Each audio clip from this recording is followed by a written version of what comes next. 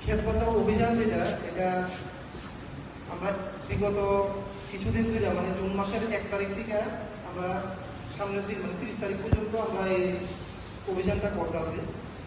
এই অভিযানটা আমরা ডিস্ট্রিক্টে বিভিন্ন গ্রাম পঞ্চায়েত এবং এডিসি ভিলেজগুলোতে আমরা এই অভিযানটা চালাইতেছি।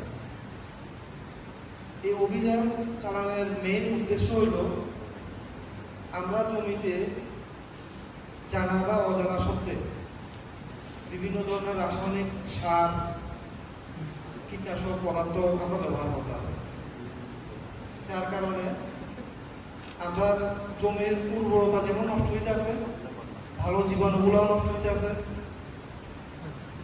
যার কারণে আমরা আপনার মাধ্যমে কৃষকরা আমরা জানাতে চাইতেছি যে আমরা যদি